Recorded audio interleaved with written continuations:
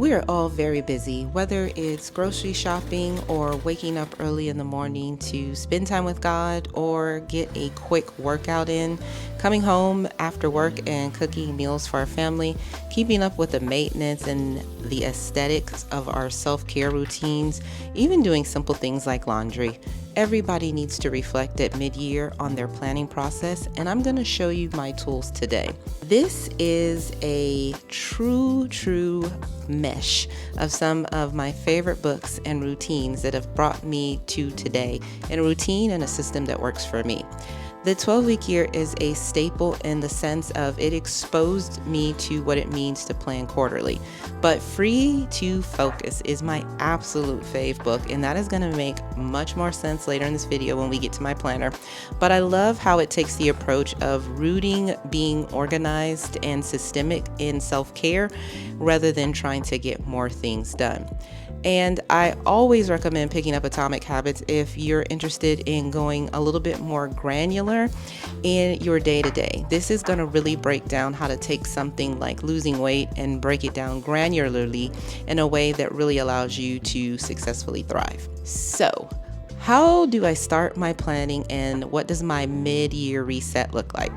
So first and foremost, I have a combination of two things that I use on my day-to-day life to keep myself organized and to keep up with how my life's going.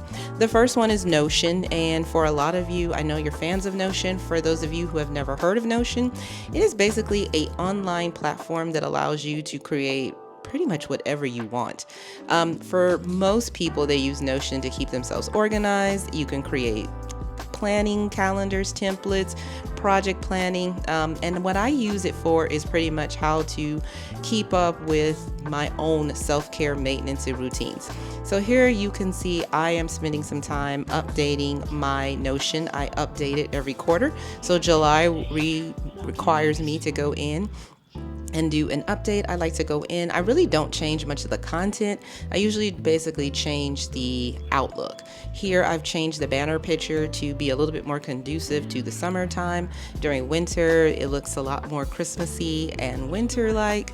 And I'm actually going to change the mode from dark mode to light mode, just because it seems like with summertime here, that just seems a little bit more appropriate. And that's the aesthetic that I want to go with. So that's what you see me doing here. I've also been messing around and changing some of the fonts, and so this is just a lighter, fresher look. And basically what I do is in the morning time, I take out this Notion template. It's what I get on after I do my prayer, and I'll walk you through up close what that looks like. But I'm just tweaking and editing and making changes, making sure that for the new quarter that it is the way that I want it to, just going over platforms, making sure the questions are still relevant, and I'll show you those questions up close and just really making it the way that I want to be. It's a living, breathing document. That is what I love about Notion. It's not something that's stagnant. You can go in and change the pictures, the fonts, the graphics at any time. So up close, my daily planner at the top, you can see there's a series of things that I check off in the morning. Usually I am starting with adding the date and what day of the week it is. And then there's just a series of things that I like to try to keep track of. I usually keep track of whether I had my breakfast that was nutritious. I keep track of how my energy level is for the day. I keep track of the workout that I did for that day so I can notice patterns and trends. Maybe I'm doing too much of one thing and I need to do something else.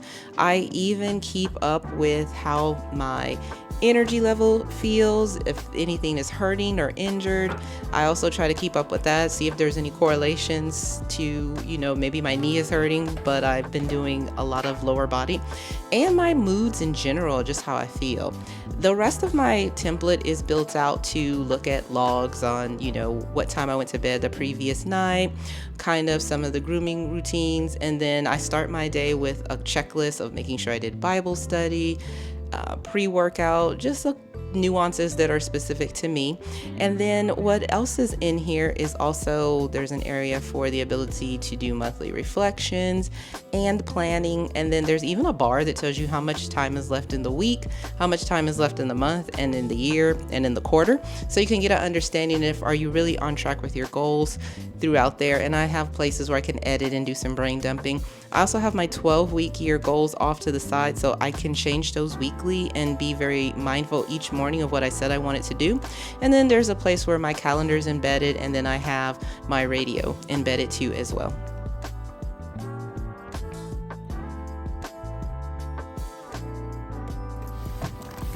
So I have a quarterly planner and I absolutely love it, y'all. You cannot tell me anything that would ever get me to change my planner. I actually use the Full Focus Planner, which, if you recall earlier, I talked about Free to Focus. So this book, Free to Focus, actually is basically the origin of this planner. The book and the planner go along. You do not need the planner in order to get benefits from the book, but this planner is chef's kiss. It is perfect for me. And so it has your goals that you set. You get to break those goals in details, and I'll show you later how that looks. There's a portion to have your ideal week planned out.